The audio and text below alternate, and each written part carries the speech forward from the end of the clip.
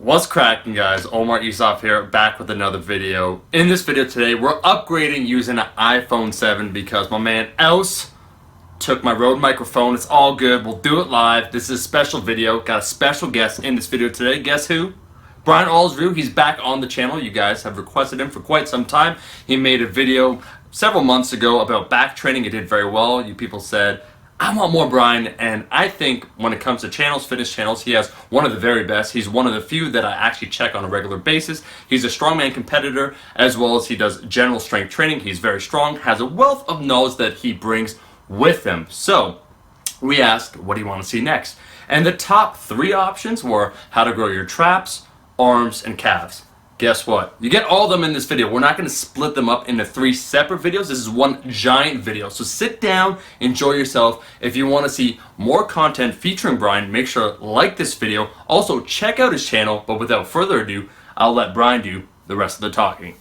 What is happening, people? It is Brian Alsruhe with NeverSay.com, and the reason why you're looking at my ugly face instead of Omar's beautiful face is because he was kind enough to feature me on his channel again. So Omar, I just gotta say thank you so much. This helps me out a ton and it means a lot to me, so thank you so much, brother. Now the reason why you guys are looking at my face again is because I heard from Omar that a couple of you have some problems with calves, traps, and forearms, and I am here to help you out. Now, as you guys look at me now, this is not how I always looked. Actually, this is me at 16 years old. Look at that strapping young lad. He's a beautiful man. And I am a 16-year-old young man in this picture who had been training for about 2 years.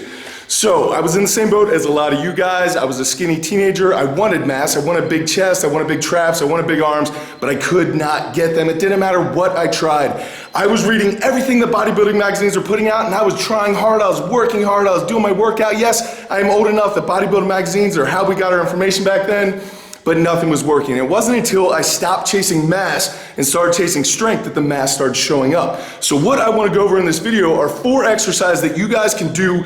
Throw them into your normal routine right now that are going to bring up those hard areas of your calves, your forearms, and your traps. Just remember that 16-year-old kid that I just showed you guys.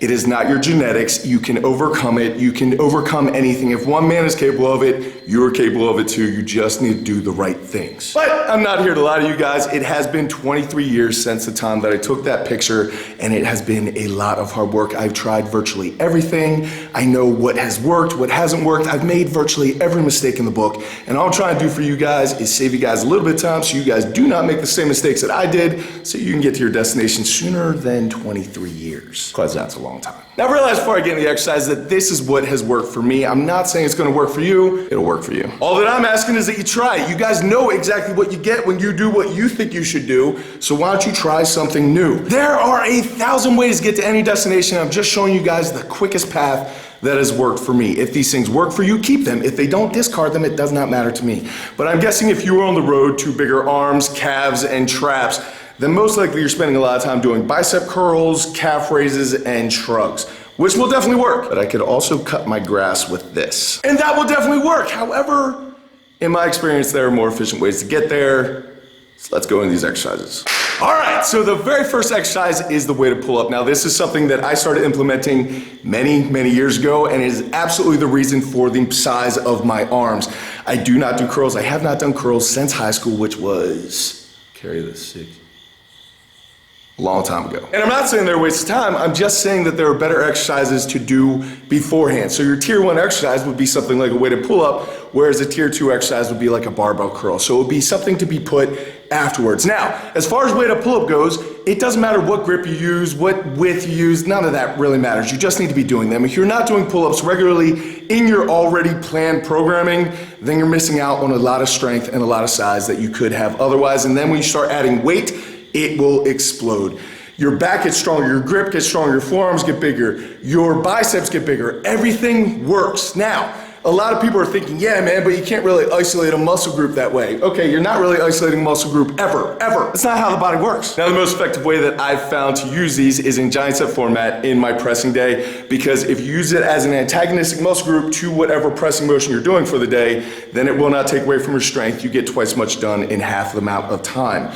So in the same rack where I line up for, let's just say, my strict press, there's typically a pull-up bar there, so I will do my weighted pull-ups, prior to my pressing motion with the same reps in the same sets for close to the same amount of weight. Now, I know a lot of people cannot do weighted pull-ups at the same weight that they can do a strict press or even row as much as they can bench, but that is gonna be something that you guys really need to work on. A lot of you who also are in that situation probably have some shoulder issues, and that is because of imbalances, and this will help solve that. So that's two birds with one stone. You are welcome. Now, as far as the why to do weighted pull-ups is, you think about me personally as an example. I weigh 240 pounds.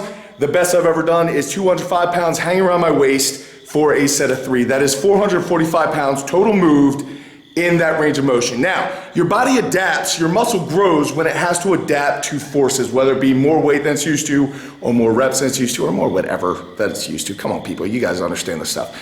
But what is gonna put more stress on your muscle? 445 pounds, where you need to stabilize it, use your back, use your everything. You're using absolutely everything on the way to pull up, or standing there with a 40-pound dumbbell. What is going to create more stress? Which do you think is going to cause more adaptation and growth? Yeah. And the second exercise is the farmer's walk. So I know a lot of you are already using farmer's walks in your programming, but I'm telling you, you're probably not going heavy enough. In a strongman competition, you will never, ever see anything less than your body weight per each hand. So if you weigh 240 pounds, you're looking at least 240 pounds per hand. Now, I know a lot of you do not have dumbbells that go that high, and dumbbells get a little dicey, but if you guys do have access to implements, whether they be farmer's handle implements or a trap bar works great, or if you just need to resort to regular old dumbbells, that is completely fine. Farmer's walks will do a ton to build your forearms, to build your biceps, to build your traps, because you're walking around like this all the time, and of course your calves. I personally like to program them 3 different ways. The first being heavy for short distances,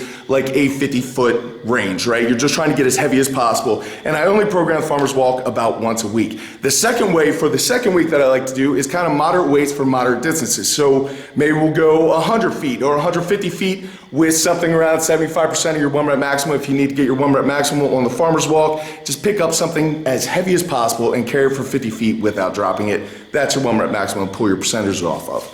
And then your third way is going to be light and fast and very long distances. So I'm talking about like a mile. You're gonna pick something up and you're just gonna start walking. You're not gonna stop walking until that mile is done, no matter how many times you have to put it down. The farmer's walk is an invaluable tool, not only to build up all those muscle areas that I mentioned, but it's also gonna drive up your deadlift numbers as well as your squat numbers and increase your grip strength. And plus, you can do conditioning in a cool sort of way rather than going on a jog on a treadmill. Stop with that. Exercise number 3 is the front loaded carry. Now let me ask you a question, and I don't mean to offend anybody with this, but have you ever seen an extremely overweight person with very small calves? No, you haven't. And the reason why is because they're doing front carries 24 hours a day. Can you imagine if you weighed 70 more pounds? Grab a 70-pound kettlebell and walk around for an hour with it. That is what those people are going through every single day. Your calves are gonna be sore, your traps are gonna be sore, everything's gonna be sore. But the front loaded carry is something you can add in. I like to program it the exact same way that I do with the farmer's carry. Short distance for heavy weights, a moderate weight with a moderate distance, and then a light weight for long distances. Now, as far as what you're gonna carry, there are a litany of objects, and it does not really matter what you pick up and move around. It can be a Husfeld stone. If you don't have access to a Husfeld stone, then you can use a keg. One of the most sore times that I've ever been in 23 years of lifting was after I picked up a 300-pound keg and I carried it for 400 meters. My traps, my biceps have never been that sore in my entire life. My calves were shot. It was absolutely brutal. I will never do it again until probably next week, but it was an awesome experience. If you do not have access to a keg, then you can use a sandbag.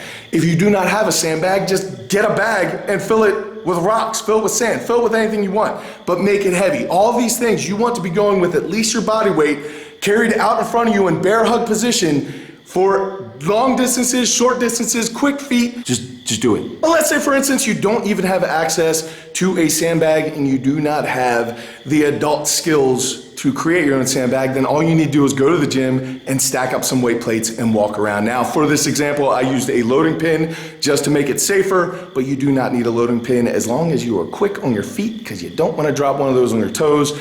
But if you have an old barbell that's broken, just use that sleeve, use that collar, throw some plates on, throw a collar on. If you have a loading pin laying around your gym, grab that loading pin, throw some weights on, throw a collar on, pick it up, carry it around. Trust me, your traps are going to grow like crazy, your arms are going to grow like crazy, and your calves are gonna go like crazy, plus the added benefit of building your posterior chain as well as your core, so all of your other movements are gonna get stronger as well, and you're really not spending any more time doing it if you're throwing it in between your sets in a giant set type of format. So that is exercise number 3. Do your weighted carries, people.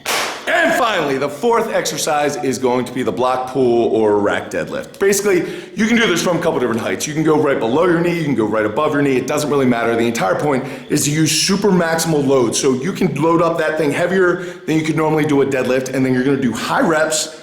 Every single rep, you're gonna slam your shoulder blades back and flex your butt. That is going to make you more sore and build your traps more than just about anything else out there. That said, it is going to create a lot of dig in your central nervous system, so you have to be careful how you plan that out. I probably wouldn't do that more than about twice a month, otherwise you might go into a deficit, and CNS dig is definitely a tough rut to get out of. Also, if you were like me and you have a little bit of grip issues, then if you use an axle or fat grips on the bar, it will do a ton to help your grip out as well. Now, one of my favorite ways to train this is by time, not by reps, because if you tell yourself that you have to do 12 reps, you're only going to do 12 reps. If you stick 60 seconds on a clock and you have your friend sitting there and timing you and telling you how many seconds you have left, trust me, you will get a lot more reps out of that set, and you will walk out of the gym feeling like you actually did something, and you'll get much better results. Time is important. All right, so there you guys go. There are 4 exercises for you guys to help you guys build your traps, your calves, your forearms, and your biceps without really doing anything extra in your programming that you couldn't already place something that is kind of wasting your time. Guys, this has worked for me excellent, and I know a lot of the movements are strongman movements, and I'm not telling you guys that you should do strongman or that strongman is the best. All I'm saying is every single strength sport out there has great attributes, things that we can steal to use in our own training. And trust me, these things will do a ton to help you out, even if they are borrowed from strongman. You will never see a very, very good strongman without huge traps, a huge back, huge biceps, and huge calves. It just doesn't happen. And the reason why is simply because of the training types of exercises that they do as opposed to typical gym stuff. And if you guys do need a little more help on any of these movements, I have complete how-to videos on all of these exercises on my website that I'm sure Omar's gonna link below. But Omar, I did just wanna say thank you so much for featuring me again, man. It has been such a cool ride, and I could not have done this without you. To all of you watching this, I thank you guys so much for spending this little bit of time with me. I really do hope this saves you some of the mistakes that I made over my 23 years of lifting. I really, really do want to see as many people reach their goals as possible, and anything that I can do to help that, I'm more than willing. So Omar, thank you. All of you, thank you. Guys, I will see you again, I'm sure sometime in the future, but until I do, go out, do something amazing, realize, keep working hard, people. Be nice to each other, and I'll see you then. Well, guys, that's all the time we have. My thanks to Brian for doing this video. Make sure to check out his channel and subscribe if you haven't already. Also, I'm going to include, he made a video a few days ago that I thought was excellent. His whole concept, this new brand, is called Suffer Beautifully. I think there's a lot of generic fitness brands out there that are like, you know, train insane or something like that. He's really trying to do something different. I support it as a greater message, something that resonates within myself. I picked up a shirt. You should consider too. I'll close out this video with that video at the very end. Anyways, that is all the time we have. If you liked the video, make sure to like the damn video, subscribe to Brian's channel, and I'll see all you guys, my rascals, in that next video. Peace!